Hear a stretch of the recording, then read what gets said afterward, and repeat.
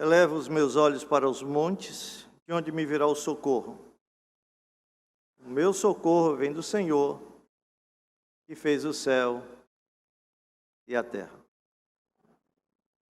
Eu quero saudá-los com a graça e a paz do Senhor Jesus, ao tempo que quero externar a minha alegria em estar mais uma vez aqui com os irmãos, externar também a minha gratidão ao reverendo Alain, ao conselho, pela confiança em mim depositada.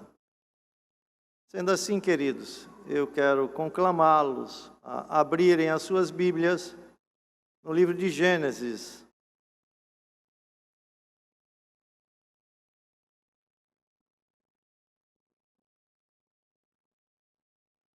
Gênesis, capítulo 21.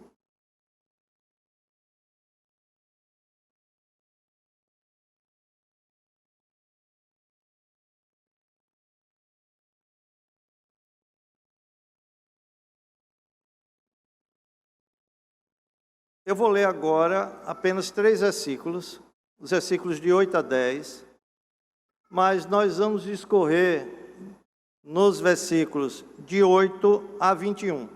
Por isso, você não vai desmarcar o texto, certo? E antes da leitura, eu quero dar o título da nossa mensagem. E o título da nossa mensagem é o seguinte: o agir de Deus em meio à crise. Esse é o título da mensagem. O agir de Deus em meio à crise. Vamos ler agora os versículos de 8 a 10. Acompanhe a leitura. Isaac cresceu e foi desmamado. Nesse dia em que o menino foi desmamado, deu a Abraão um grande banquete. Vendo Sara que o filho de Agar, a egípcia, o qual ela dera à luz a Abraão, caçoava de Isaque, disse a Abraão: rejeita essa serva e seu filho, porque o filho dessa escrava não será herdeiro com Isaque, meu filho. Vamos orar mais uma vez. Ó Deus bendito, estou em tuas mãos. Dependo totalmente de Ti. Dê-me a graça de ter as forças físicas revigoradas, as forças espirituais. Dê-me a graça da sabedoria, da clareza, da simplicidade, da humildade. Dê-me a graça também da Tua unção e da fidelidade à Tua palavra.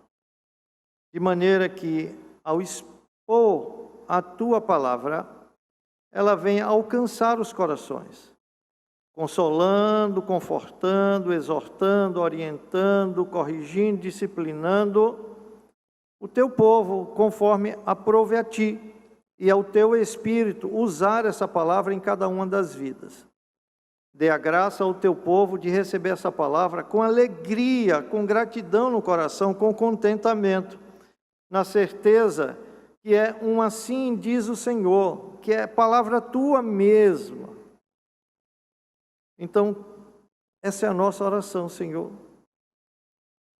Em nome de Jesus. Amém. Meus irmãos, eu vou repetir o título, né? O agir de Deus em meio à crise. O livro de Eclesiastes, no capítulo 3, versículo 4, diz que há tempo de chorar e tempo de rir. Irmãos, e esse é um bom retrato da vida cristã nesta terra.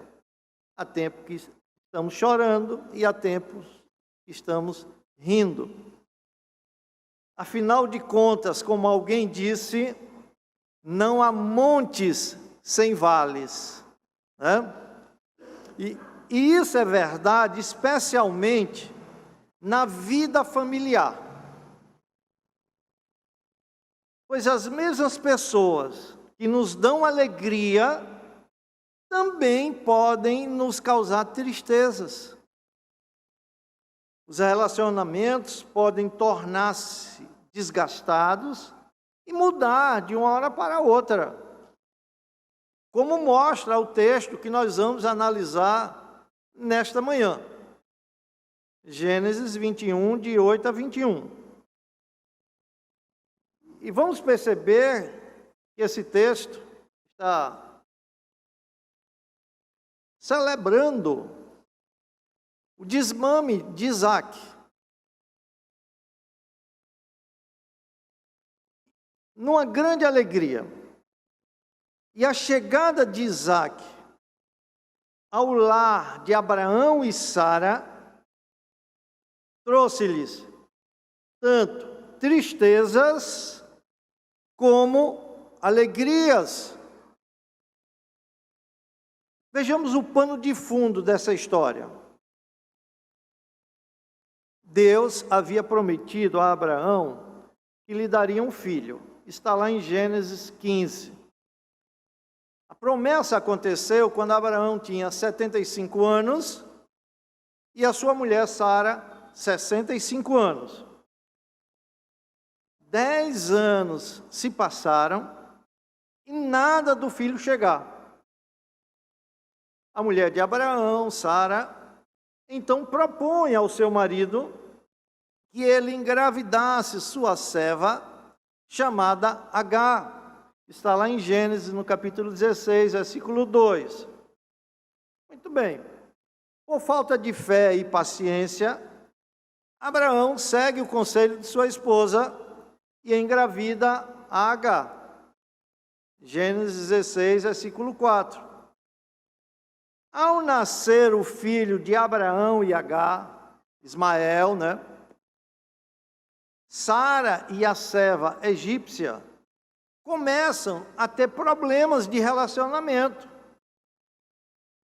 culminando na fuga e no retorno de Agar. Está lá no capítulo 16 de Gênesis, os versos seguintes, do 6 em diante. Muito bem.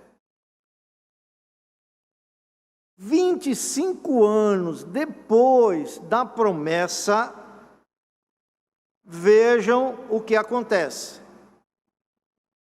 Gênesis 12, volte só um pouquinho. Gênesis 12.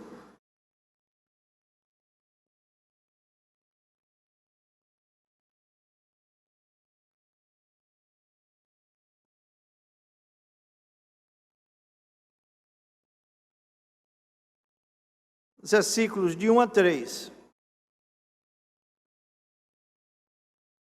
Diz assim o texto: Visitou o Senhor a Sara como lhe dissera, e o Senhor cumpriu o que lhe havia prometido. Sara concebeu e deu à luz um filho a Abraão na sua velhice, no tempo determinado de que Deus lhe falara. Ao filho que nasceu, que Sara lhe dera à luz, pôs o nome de Isaque. Muito bem. Agora a gente já pode ir para o desenrolar dos acontecimentos. Já temos esses dois personagens na história, Ismael e Isaque, certo? Agora vamos para o capítulo 21, que a gente propõe trabalhar, versículo 8. Diz assim: Isaque cresceu e foi desmamado. Nesse tempo, Isaque devia ter entre 2 e 3 anos, e Ismael entre 16 e 17 anos. E diz o texto: nesse dia em que o menino foi desmamado, deu a Abraão um grande banquete. Por que esse banquete? Porque Abraão quer agradecer a Deus por sua misericórdia em preservar Isaque durante o tempo de amamentação. Naquela época, muitas crianças morriam nos primeiros meses de vida. Então ele compreende que foi uma ação de Deus e quer agradecer a Deus e está fazendo esse banquete. No meio do grande banquete que Abraão estava dando, surgiu uma coisa que estragou a festa. Vejam o versículo 9. Vendo Sara que o filho de Agar, a egípcia, o qual ela dera à luz a Abraão, caçoava, zombava de Isaque. Que cena, meus irmãos, vamos imaginar? Imaginem comigo, imaginem a festa. Todo mundo alegre, todo mundo satisfeito, e se tinha alguém muito alegre ali, era Abraão, né? Em plena festa, quando todo mundo está se alegrando, Sara surpreende Ismael zombando do filho Isaque. E daquilo que Isaque representava no plano redentor de Deus. Seu desprezo contra Isaque imita o de sua mãe contra Sara.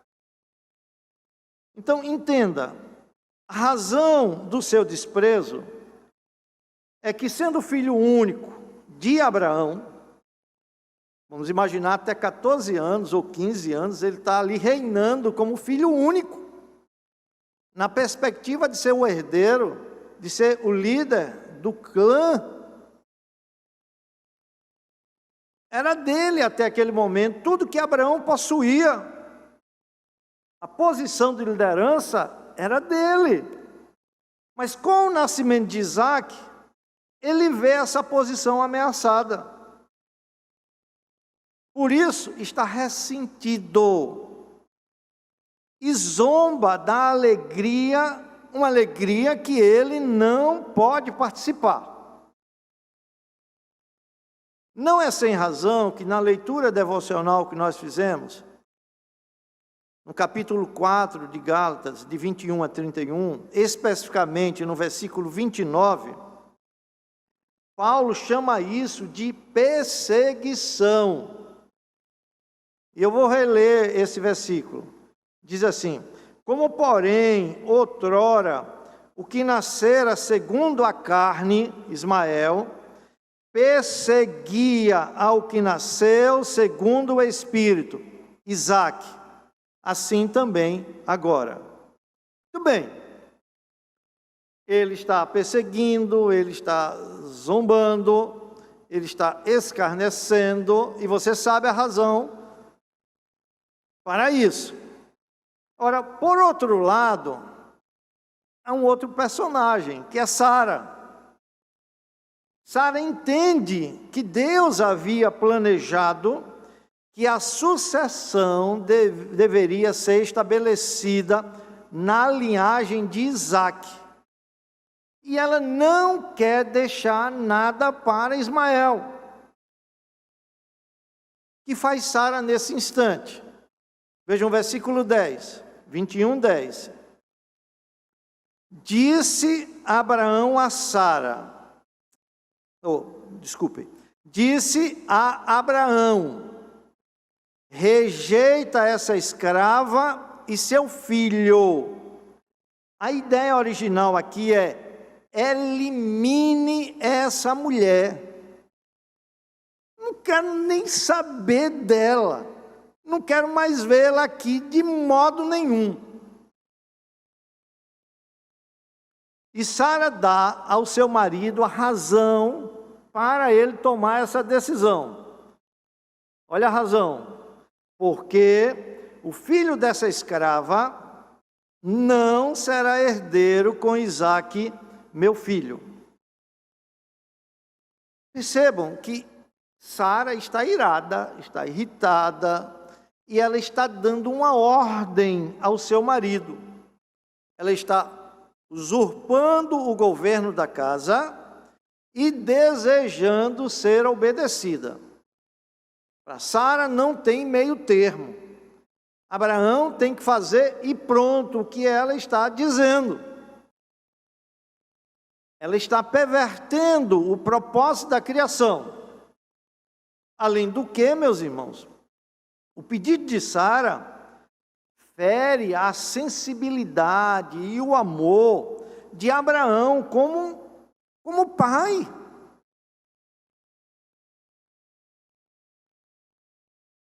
Calvino, comentando este versículo, ele diz o seguinte, ele diz assim: embora não negue que Sara seja movida por sentimentos femininos, excedeu os limites da moderação, não duvido que a sua língua e mente foram governadas por um impulso secreto do Espírito, e que todo este caso foi dirigido pela providência de Deus. Irmãos, é maravilhoso ver que, apesar da irritação de Sara, Deus está soberanamente governando todos os detalhes dessa história e está fazendo com que ela caminhe para o cumprimento dos seus propósitos. A verdade é que Deus está agindo através da ira de Sara. Então percebam, através de uma crise familiar, Deus está agindo para concretizar o seu propósito redentor na história. Irmãos, conosco não é diferente. Nós também passamos por nossas crises. E em meio às nossas crises, sejam elas familiares ou qualquer outra crise que tenhamos que passar, Deus está atuando para cumprir o seu propósito redentor em nossas vidas. De modo que podemos dizer, tempo de crise é tempo de Deus agir em nossa vida. A grande pergunta é: como Deus demonstra o seu agir em meio à nossa crise? E tomando como exemplo esse episódio aqui de Sara, Abraão, Agar, Ismael, quero mostrar que Deus faz isso de duas maneiras. Vou repetir a pergunta: como Deus demonstra o seu agir em meio à nossa crise? De duas maneiras. Primeira, Deus usa a nossa crise para revelar, em primeiro lugar, seu propósito. Então nós vimos aqui Sara chegar para Abraão e dizer que Ismael não pode ser co-herdeiro com Isaque. Ele tem que ser lançado fora, deserdado.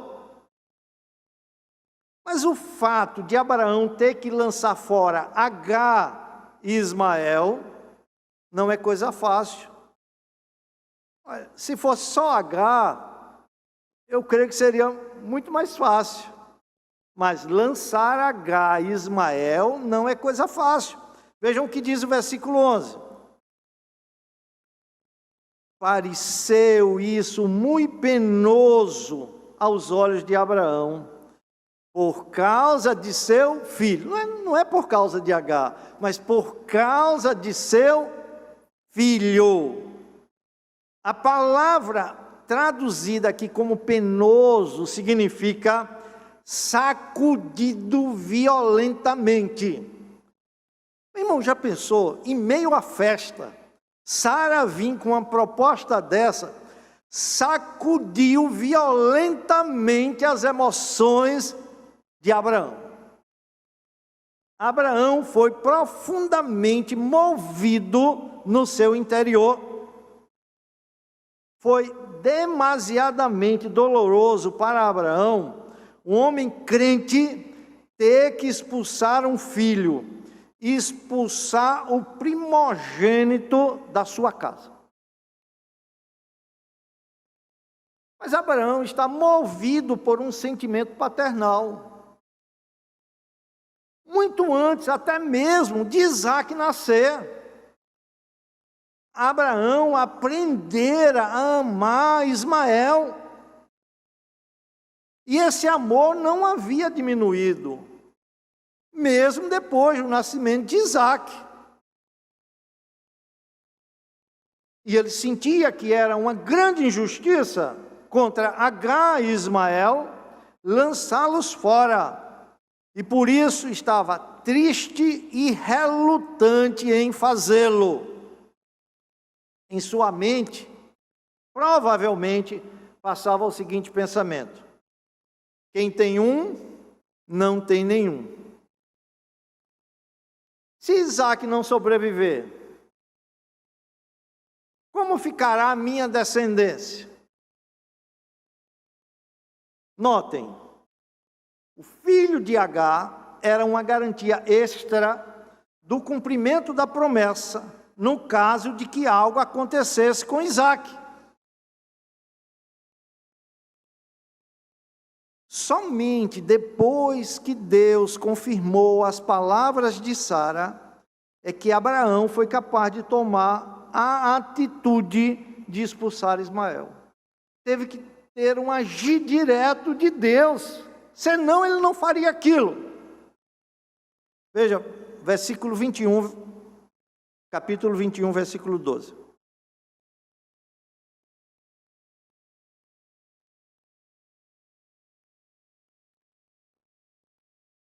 Disse, porém, Deus a Abraão: não te pareça isso mal. Porque ele estava achando que era mal. Deus conhece o coração, né? Abraão, não te pareça isso mal. Por causa do moço e por causa da tua serva. Em outras palavras, Abraão, abandone toda a sua autoconfiança. Eu cuidarei deles. Deus está dizendo isso. Atende a Sara em tudo o que ela te disser. Em referência especificamente a essa questão, certo? A essa questão. Isso mostra, meus irmãos, que Deus direcionou as palavras de Sara. Sara falou pelo espírito da profecia e de acordo com a vontade de Deus. O mesmo texto devocional que nós lemos lá de Gálatas, no capítulo 4, versículo 30, quando Paulo se refere a esse episódio, ele chama as palavras de Sara de escritura. E ele faz a seguinte pergunta, ele diz assim, 4:30.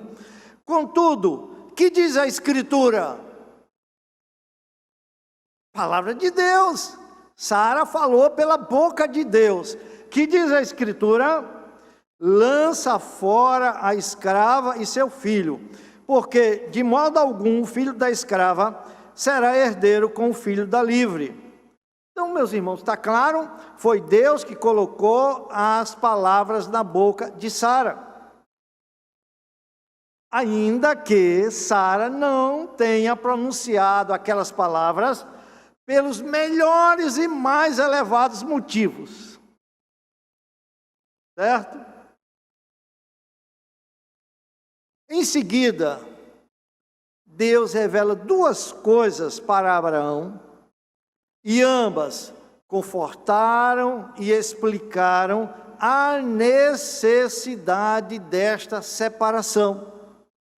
Aprove a Deus dar essas explicações.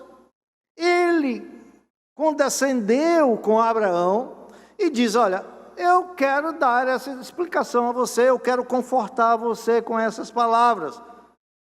Em outros momentos, Deus não dá nenhuma explicação para as suas ações, mas aqui aprove a ele. E ele faz duas revelações. A primeira está aí no versículo 12, parte B. Ele diz assim, por que ele devia lançar Isaac fora, ou Ismael fora? Olha a resposta. Porque por Isaac será chamada a tua descendência. Deus diz a Abraão que a semente prometida deve surgir de Isaac. Apenas Isaac foi escolhido por Deus como instrumento para que a nação judaica e finalmente o Salvador viessem ao mundo. Então notem, Deus não queria os dois juntos, Ismael e Isaac. É Deus que não queria. O propósito de Deus era que Ismael não herdasse com Isaque. Ismael foi o jeitinho humano. Os filhos da carne não podem herdar com os filhos nascidos do Espírito. Essa é a grande lição. O filho da promessa não pode herdar com o filho da carne. A semente do pacto de Abraão deve ser um povo por si mesmo, não mesclado com os que estão de fora do pacto.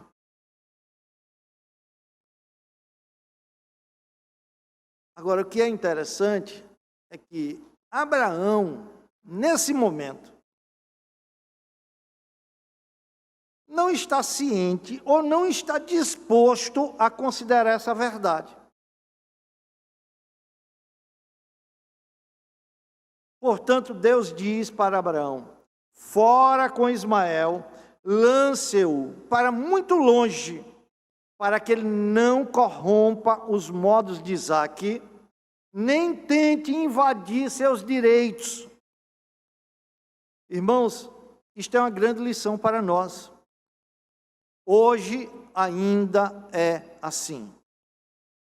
Isaque e Ismael não poderiam ter vivido juntos. Isso implicaria em intermináveis conflitos. A natureza de Ismael poderia ter sido transformada de modo a torná-lo mais tratável, mas para isso necessitaria de um milagre. O que é nascido da carne é carne, e sempre será carne até que Deus o transforme. Então não importa quanto se esforce, a velha natureza não é capaz de produzir o fruto do Espírito, como nós vimos aqui na leitura devocional também de Gálatas 5. A única solução era expulsar Ismael e sua mãe do acampamento e tornar Isaque o único herdeiro. Agora, quero que vocês percebam uma maravilha. Aquilo que começou como uma querela, uma briguinha besta entre irmãos, dá lugar à ira de Sara e termina na expulsão de Agar e Ismael. É maravilhoso ver como Deus usa essas causas secundárias para executar seu plano. O propósito de Deus sempre foi que o herdeiro fosse somente Isaque.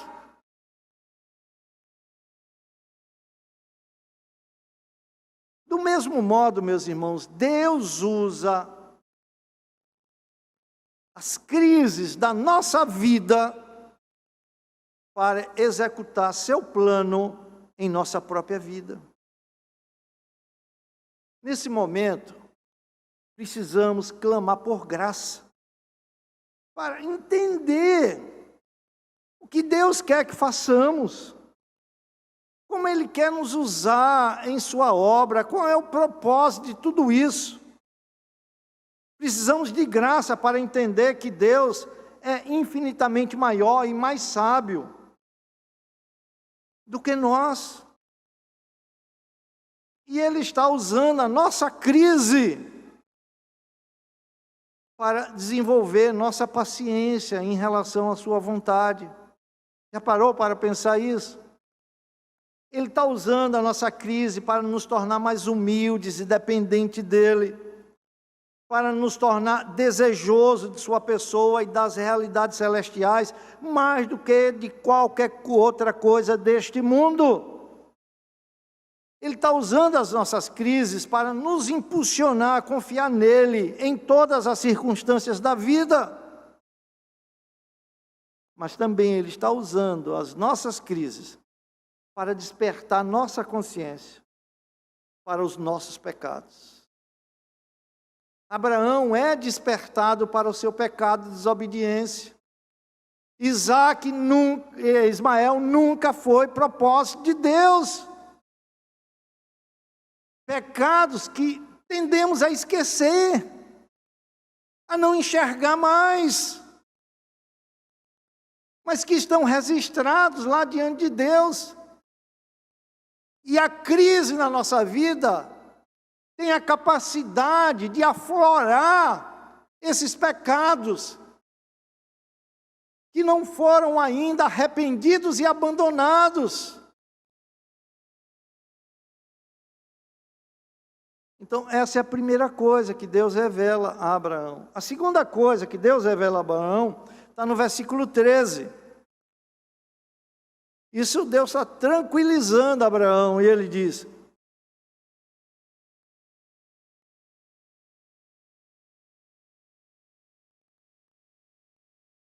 mas também do filho da serva farei uma grande nação, por ele ser teu descendente. Olha, aqui Deus está confirmando a promessa que fez a Abraão no capítulo 17, versículo 20, com relação a Ismael. Quando Ismael nasceu, Abraão se apresentou diante de Deus e disse: ó Senhor, que ele viva para sempre. Ele está certo que vai dar o direito hereditário a Ismael. E Deus disse, se você ler 17, 18 a 20, é bem interessante. Deus ignora o apelo de Abraão e diz: olha, eu vou te dar um filho, rapaz. Eu vou te dar Isaque, por ele é que vem a bênção. Mas, por causa do amor que eu tenho a você, eu guardarei Ismael e farei dele uma grande nação. Muito bem, e Deus agora está relembrando isso a ele aqui no versículo 13. Deus iria abençoar e cuidar de Ismael por causa de Abraão. Isso, sem dúvida, confortou o coração de Abraão. E ele se dispôs com maior tranquilidade para a obediência. É muito bom, meus irmãos, se toda vez que Deus exigisse uma coisa de nós, dissesse as razões, desse essas palavras de conforto. Aí ajuda muito na nossa obediência. E isso dispôs Abraão com maior tranquilidade para a obediência. Versículo 14. Diz assim: levantou-se, pois, Abraão de madrugada. Provavelmente, o mandamento que Deus lhe deu foi nas visões da noite. E bem cedo, na manhã seguinte, ele se dispôs a executá-lo com toda prontidão, sem hesitação e demora. Vocês percebem? Abraão está debaixo de um verdadeiro teste de fé e piedade. Ele é obrigado a negar a si mesmo, renunciar às suas afeições naturais de pai. No entanto, Abraão não relutou em fazer, logo cedo, aquilo que ele sabia ser a vontade de Deus. Observem que aqueles que fazem a vontade de Deus sinceramente, o farão rapidamente. Enquanto nos demoramos, o tempo é perdido, o coração é endurecido. O que Abraão deve fazer, ele vai fazer. Para fazer a vontade de Deus, ele está disposto a não considerar o cuidado com Ismael, ainda que isso rasgue as suas próprias entranhas. Agora, tem uma coisa interessante, meus irmãos. Abraão não sabe, mas Deus está lhe preparando para uma prova muito maior e muito mais difícil. O sacrifício de Isaque. E nessa, Deus não vai dar nenhuma explicação a Abraão. Quero teu filho, teu único filho, aquele a quem tu amas muito. Vai ao Monte Moriá. E lá sacrifica o teu filho. Mais nada. Mais nada. Mais nada. Agora prestem atenção, meus irmãos. Se Abraão fracassasse nessa prova de Ismael, como teria diante de si disposição para sacrificar o seu filho amado, Isaque.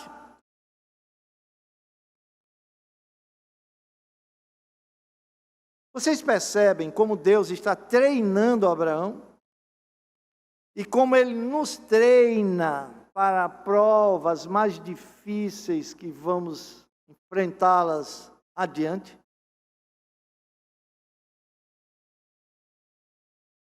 Aqui, nessa prova, Deus agiu com Abraão como um instrutor age com uma criança no pré-escolar, dando as razões, dando as explicações, tudo mais. Mas lá adiante, Deus não diz uma palavra sequer de explicação, porque quer o seu filho único. E Deus ainda acrescenta, aquele filho que eu sei que tu amas muito. Se você olhar a história, Abraão tem a mesma disposição que tem aqui. De madrugada, ele pega o jumento, a lenha e sai, sem nem sequer dizer a Sara. Mas vamos voltar para a nossa situação. Muito bem, versículo 14. Veja o que Abraão vai fazer. Na parte B, né? Levantou-se, pois, Abraão de madrugada, tomou pão. Entenda aqui uma coisa, entenda por pão provisões suficientes para Agar e Ismael. Ele é um pai, ele é eterno. Ele está cuidando. O máximo que ele pode fazer é isso, e ele faz. Ele colocou provisões suficientes para que eles chegassem ao destino orientado por Abraão. Abraão diz, olha, vocês vão seguir aqui, assim, assim, assim, assim, ó.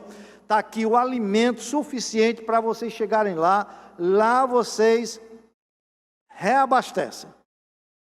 Vejam que Abraão pensa ainda que está no controle da situação. De alguma forma, ele quer controlar essa situação. Então, ele deu pão suficiente. E um odre de água, aproximadamente 12 litros de água. Água suficiente para durar até que chegasse ao próximo poço especificado por Abraão. Isso aqui é suficiente para que vocês cheguem lá naquele poço e reabasteçam.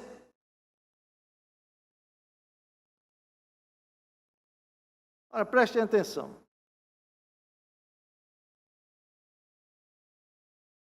Ao se opor ao fato de Isaque ser herdeiro, Agar e Ismael mostraram falta de fé em Deus. Mostraram insubmissão aos propósitos de Deus. E eles estão sendo disciplinados e punidos por isso. Os males que vão sofrer doravante devem ser atribuídos a si mesmos. Vejam o versículo 14, parte C. Ela saiu andando errante pelo deserto de Beceba. Você fazer uma leitura rápida, dá a entender que Abraão jogou e ela não sabia nem para onde ia, já saiu errante e tal, tal. Não, Abraão deu toda a direção, certo? Mas aqui surge um imprevisto. Ismael e Agar se perderam no deserto. Saíram da rota que Abraão traçou, onde ela seria reabastecida de água e comida. E o que acontece? Está andando como que em circo. A água acabou e, desesperados, entregaram-se à sua sorte. Se vocês conhecem a história de Agar, no capítulo 16, essa é uma experiência bem diferente da primeira vez, em que Agar encontrou-se com Deus no deserto, quando ela fugiu de Sara.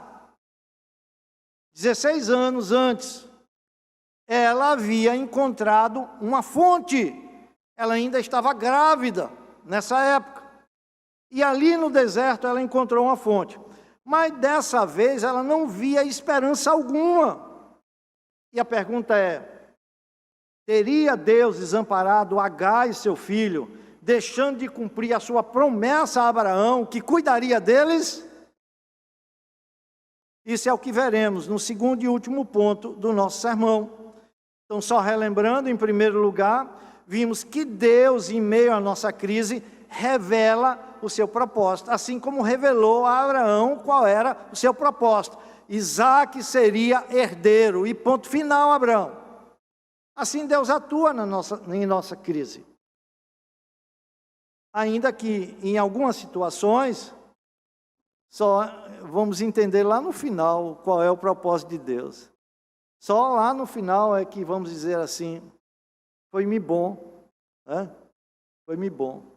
A crise em si, ela nunca é boa, mas quando sabemos que ela coopera para o nosso bem, que Deus tem um propósito a revelar na nossa vida, coisas maravilhosas que Deus quer para nós, coisas maravilhosas que Ele está trabalhando para nós, isso é fé, meus irmãos, é isso que consola, é isso que conforta, é isso que anima, é isso que dá esperança.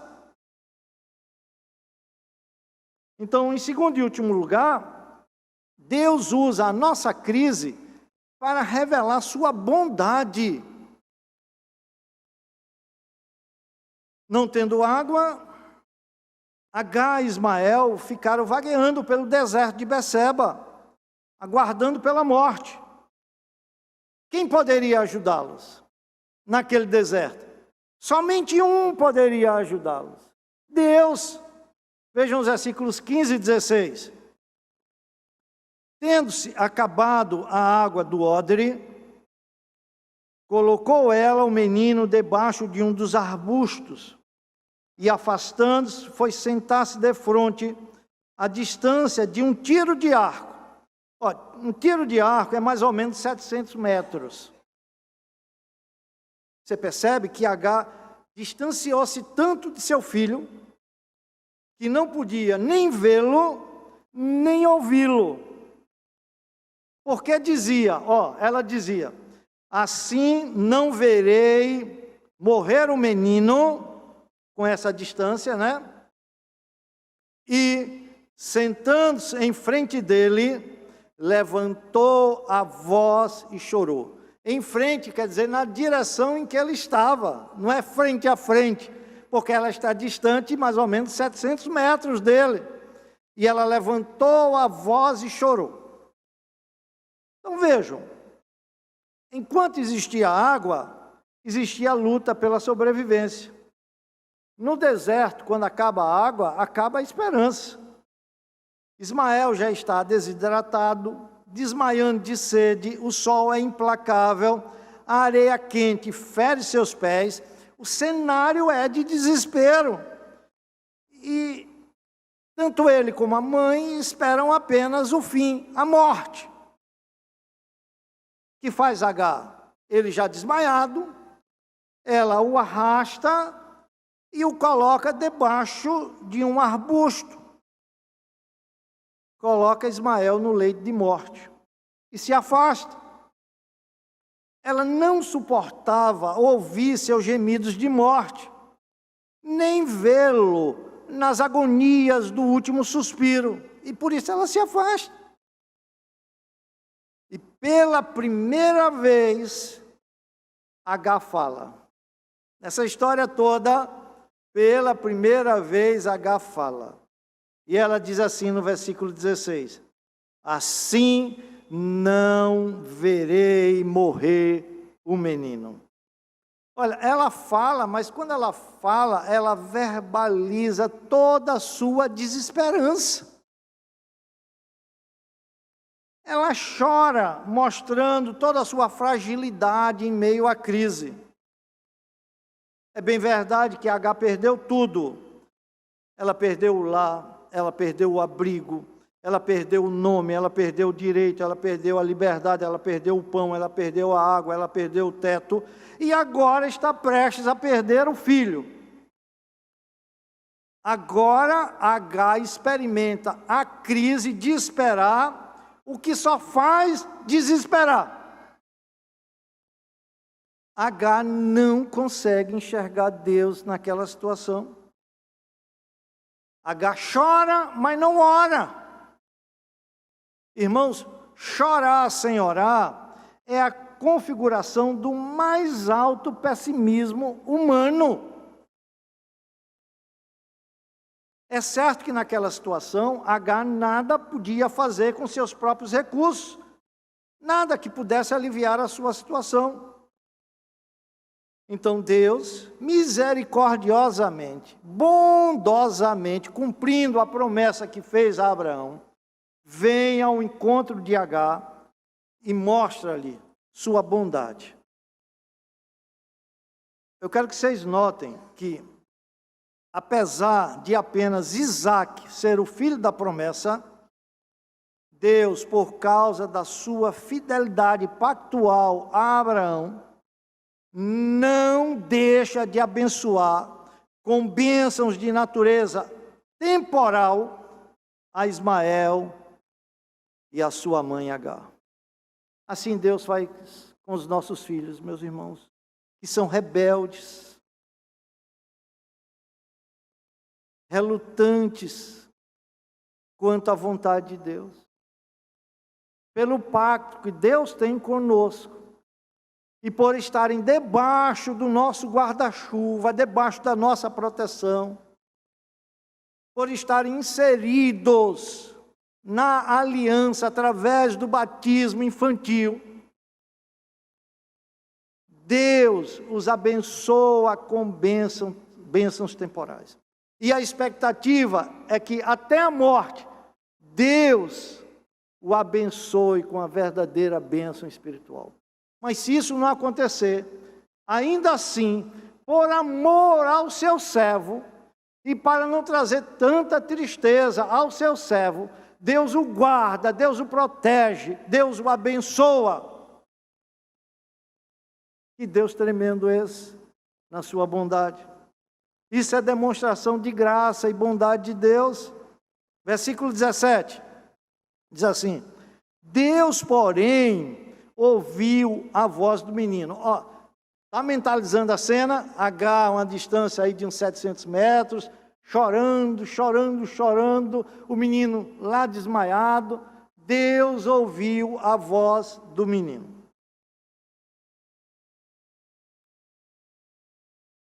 Deus ouviu a voz do choro do menino. O menino não está orando, ele também está chorando, gemendo, dando os seus suspiros mortais, e Deus ouviu a sua voz. Meus irmãos, para Deus, os olhos imploram tão eficazmente quanto os lábios. Principalmente quando os lábios são incapazes de pronunciar uma palavra. Vejam o restante do versículo 17. E o anjo de Deus do céu chamou Agar e lhe disse: Que tens, Agar? Que tens? Tenho nada. O que é que eu tenho numa situação dessa? E ele disse: Não temas, porque Deus ouviu a voz do menino daí onde está. Meus irmãos, ainda que Agar estivesse naquele deserto, sozinha, sem água, com seu filho morrendo, ainda assim o anjo do Senhor diz para ela: Não temas. E eu desejo que esta palavra cale fundo em teu coração nesse instante. Não temas. Não temas. Em meio ao deserto que você está, não temas.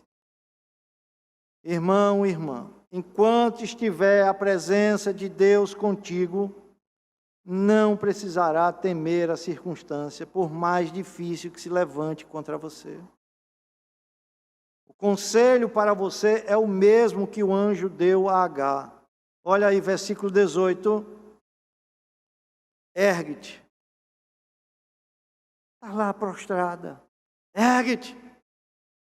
levanta o rapaz, segura-o pela mão, porque eu farei dele um grande povo. Ergue-te. É preciso reagir diante do caos. Saia dessa posição depressiva, de pessimismo, de derrota. Deus sabe que a pior coisa que se pode fazer numa situação dessas é ficar sentado num canto, choramingando, lambendo a ferida, ou até mesmo se condenando com sentimentos de culpa por aquilo que deixou de fazer, ou por aquilo que fez. Levanta o rapaz, farei dele uma grande nação. Agar olhou para o futuro de seu filho e viu o fim imediato, morte. Logo, logo ele vai morrer. Deus olhou para o seu filho e viu uma grande nação. Vejam que final maravilhoso tem essa história. Versículo 19.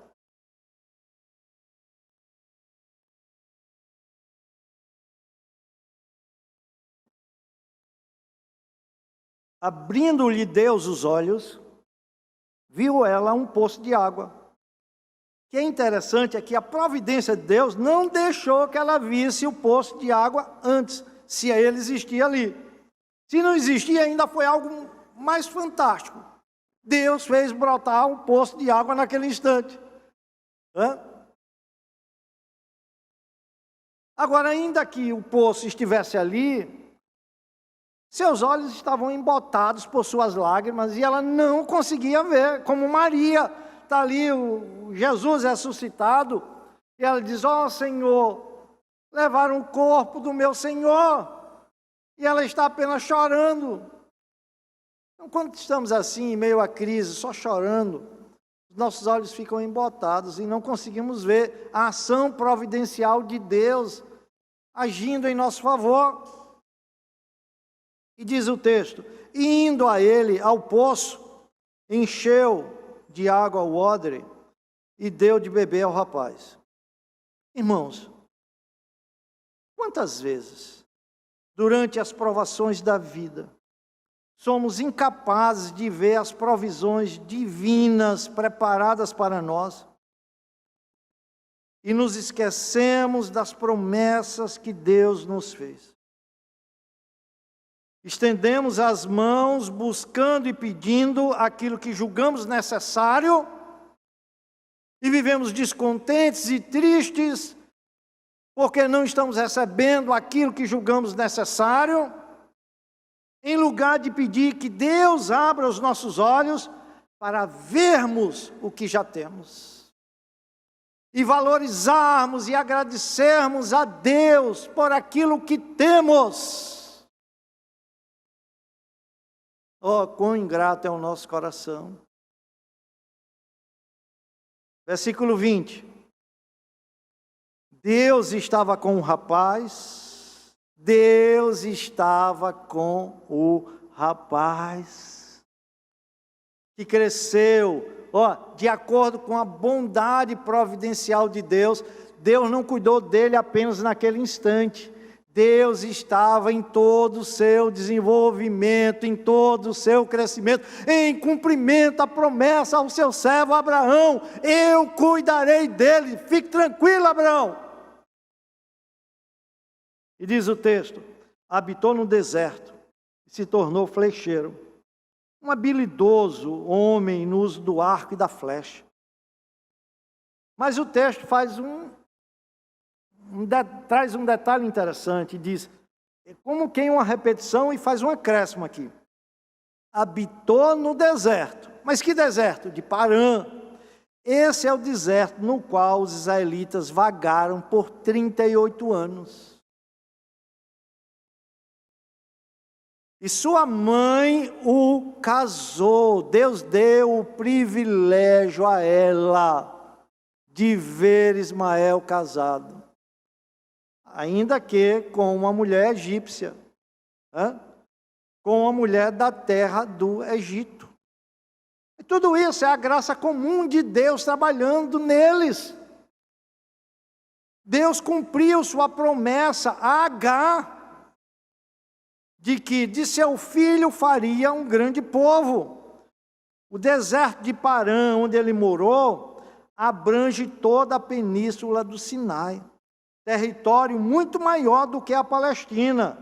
E toda esta terra ainda hoje está em poder dos seus descendentes, árabes e turcos.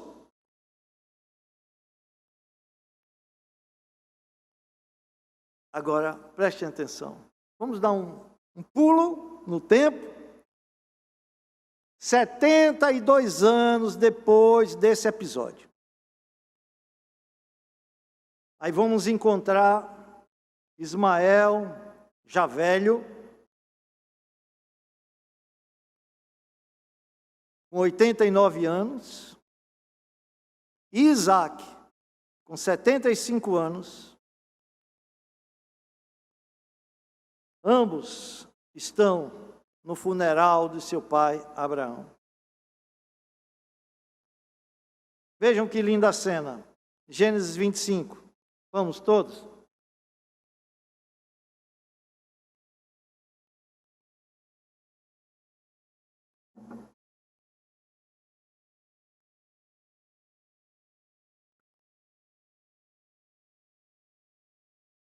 Veja como o narrador Moisés aqui, narra a história. Ele vai falar do funeral de Abraão, mas no versículo 5, olha o destaque aqui. Diz assim: Abraão deu tudo o que possuía a Isaque. Agora, versículo 8. Expirou Abraão, morreu em ditosa velhice, avançado em anos, 175 anos, e foi reunido ao seu povo. Ele foi enterrado junto com Sara, mas no texto não diz isso, diz que ele foi reunido ao seu povo. Aqui é uma referência da sua alma, reunida à comunhão viva dos santos aperfeiçoados. Que maravilha! E diz o texto: sepultaram-no Isaque e Ismael, seus filhos. 2 velhinhos, um de 75 anos, outro de 89, estão ali no sepultamento de seu pai. Irmãos, Deus, em sua graça comum, e por amor ao seu servo Abraão, trabalhou no coração de Ismael, pacificando-o com Isaque. Que alegria maior há para um pai em ver seus filhos pacificados. Quantos pais sofrem, choram, porque seus filhos não estão pacificados. E aqui era motivo de muito ressentimento. Ser deserdado da forma que foi deserdado, de uma hora para outra. Sem nada. Com uma bolsa de pão, um odre nas costas, rumo ao deserto. Mas eu vejo aqui, acima de tudo, a bondade de Deus com Abraão. Deus não deixou Abraão morrer sem que seus filhos fossem pacificados. Deus cuida em trazer alegria ao coração dos seus servos.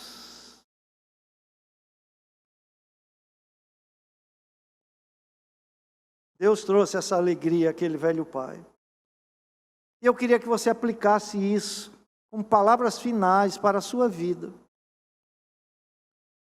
quando também você for rejeitado e desprezado, inevitavelmente você será, de uma maneira ou outra. Quando você for rejeitado e desprezado, peça para Deus guardar o seu coração. Essa é a coisa mais importante. Peça para Deus guardar o seu coração. Nunca esqueça que Deus soberanamente é quem está permitindo que você seja rejeitado e desprezado. Ele está trabalhando na tua vida. Ele está gerando crises na tua vida. Não para afastá-lo dele, mas para aproximá-lo mais e mais e mais. Então ele te põe no deserto, numa condição em que ninguém pode te ajudar, e ele pergunta: o que tens? E você é obrigado a dizer: nada. E ele diz: eu tenho tudo. É eu que te dou. Eu que te dou. Essa é a maneira estranha de Deus nos abençoar.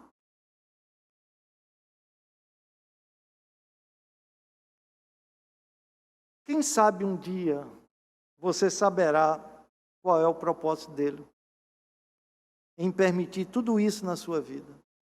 Ele não tem obrigação nenhuma de te dizer isso. Mas bondosamente ele vai te mostrando. Enquanto isso, console-se com o fato que a sua bondade e o seu cuidado lhe sustentará nas crises e desertos dessa vida. Deus o fará repousar seguro em meio à crise. Ele te diz: não temas.